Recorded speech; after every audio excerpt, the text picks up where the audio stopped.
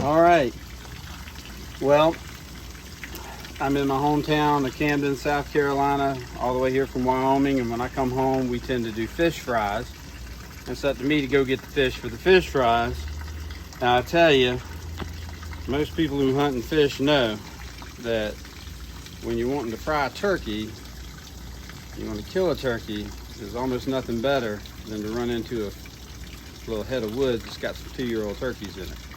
Well, the only thing better than that is when you want to have a fish fry, running into a pond with a bunch of 2-year-old bass in it, because they're hungry, they want to eat, perfect fish fry size, and you about can't go wrong. So we caught 19 little 3/4 to 1 pound bass for a fish fry, and I am out here cleaning them, and I wanted to do a video showing a better way to fillet bass.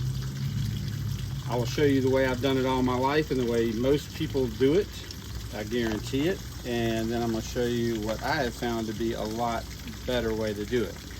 So, boy Holloman is out here filming this, so we have a nice little eating sized bass. Most people, even if they don't know it, even if you fished all your life, don't even realize that you have a good side and a bad side, and you just automatically go to the good side first. And for me, it's always the fish head left. And I'm gonna show you what I've always done all my life. Come in here and you cut down to the backbone. Hop up there and see if that's a better view from up.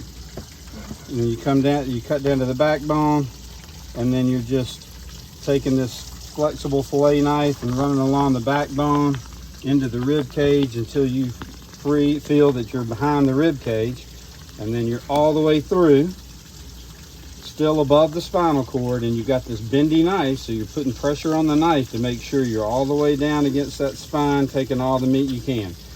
Most people will cut straight through right here, bloop, and then I'm gonna go ahead and do it. Most people cut that straight through, and then they come in here and they roll the meat. See if I can see, you seeing that, Holman? Mm-hmm. You're rolling the meat off that rib cage, trying to get all the meat that you can till you pass the rib cage, and you come down here and voila, nice little fillet. And then come down here, grab the skin, begin pushing the knife down. Sometimes it's hard to grab that piece of skin right there, especially after you've filleted a few of them. And you can't get them, and you're missing them and slipping out of your hands. It's doing okay right now. And then boom, you have your nice filleted piece of meat. There is a strip of bones, little tiny bones right here that most people don't mind, but if you got a wife like mine that doesn't like bones, you can come right where it starts getting thick, cut one strip right there, and about as small of a strip as you can cut, you're going to catch every one of those little bones that's in there. And just a little bit of a waste of meat, but it's okay if you got people that you're cooking for that don't want bones in their meat, that would be off-putting to. It's better to waste a little meat than to ruin them on fish forever, okay? So now we've got that done. I'm just messing around here. Nice fillet. Well, then inevitably you turn this sucker over and you find that it's your bad side. All right, this is where my bad side is, where the fish is facing to my right. But cut down, and you try to get your knife in there along the backbone, and it's always more difficult. And because you don't have a fillet on the other side, it's not wanting to stand up there for you. This is where a lot of people have really one good fillet and one bad fillet. I've gotten pretty good at it in my life, but the bad fillet isn't always that terrible, but it's certainly not as good as the good fillet. I lose more meat, and it's more of a hassle and pain in the butt, especially after you have cleaned about 15 of these things and start getting tired. So I'm gonna get my fingernail in there and grab that skin. And I was able to grab it that time, but again, it can be slippery and problematic. And look, so you see, I've got some skin left on the meat because this is the bad side for me. And I'm gonna come in here right where it starts getting thick, and I'm gonna cut a little right down toward the back, and then another little piece as small as you can get right there. Cut that little hunk out, the bones are gone, nice fillet. There is a better way to do this. And see, there's still some skin there. That's my bad side. Always is a little trickier, and I end up wasting meat. There's a better way. All right, let me get another fish on. There's a better way. Just figured it out. That's a nice chunk. Nice little chunky eating size fish. All right. I never was much on catch and release. When I go fishing, I go because I'm hungry. And if I go and I'm not hungry, by the time I catch one, I am hungry. So again, I didn't even think about that. I'm naturally flipping this over to my good side where the fish is to my left, head's to my left, and back's toward me. What I'm gonna do, the better way is, right behind that gill plate, down to the spine. It's just so much easier on this side for me. All the way down until I pass the rib cage through, just like I did the other one. So this time I'm gonna stop right there. Okay, and instead of cutting that fillet off, I'm gonna turn this over to my bad side, and all of a sudden my bad side doesn't feel so bad. Sounds like a song, and that could be a song. I've got this fillet under here pushing this up. This is not like wanting to do like that because I've taken a fillet off. I've still got that fillet on there. So it's still poking up for me to be able to get in here, run my knife along the backbone. I hope the results are better. It's a lot easier to do. The results may end up being about the same though. It sure seems easier. And again, using the flex of that knife to come all the way down. I'm not gonna cut that off. Now, I'm gonna take this is my bad side. So I'm gonna do it first. And let's see, can you see it, home? Mm-hmm. And I'm rolling that meat off the rib cage here. Rolling that meat off the rib cage. Trying to do this where we can film it. I'm not doing the best job I could possibly do to get enough. And now, because that sucker's still on there, I don't have to worry about having to grab it with my finger and miss it. And then, whoop. Perfect. That's the bad fillet, and it turned out as good as my good fillet. My bad side fillet turned out as good as my good side fillet on the other one. Boom. That and the good thing. Turn this bad boy over, and because this is my good side and I'm working, it's easier for me to work. Now that that other fillet is gone, it's not so tricky because it is my good side. So start on the good side, cut, but don't take the fillet off, flip to the bad side, cut, then take the fillet, flip back over to the good side, roll that meat off that rib cage, attach your fillet, flip it over, it's still attached to the tail. Boom, lovely. Take out that small little strip of bones right there.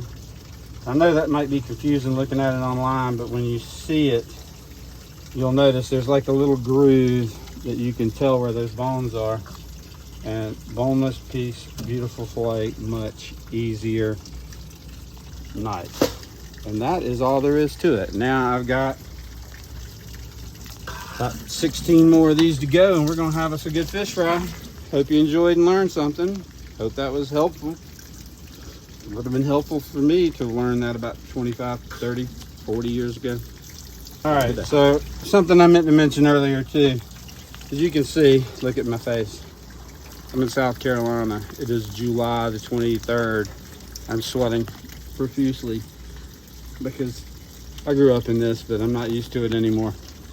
And I just wanted to let you know that I'm down here in the shade, because if I was in the sun, I would be on the verge of a heat stroke right now, and that's not good because that will ruin the fish fry later tonight if I have a heat stroke now.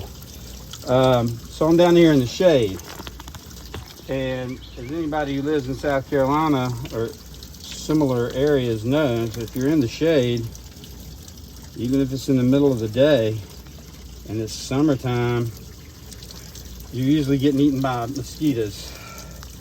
So I just wanted to say this. I think everybody in the world should already know about this, but if you don't know about this, Thermacell. I'm not sponsored by Thermacell because I don't have but like 4 subscribers. So this is the greatest invention that ever has been. The guy should win a Nobel Peace Prize for this. Nobel Science Prize, whatever kind of Nobel Prize, because you can hunt with these and deer don't, if they smell them, they don't care. I don't know how anybody turkey hunts without one of these. You turn it on, you put it down, it clears mosquitoes out. In a 15-yard radius, you will never get bitten by a mosquito. Do what? Explain how you turn it on. Oh, okay. It's got a little butane. Most people know this. I wish they would come up with a better way to get their butane compartment hatch thingy open. Thermacell, are you listening? This shouldn't be so hard. It says press and pull.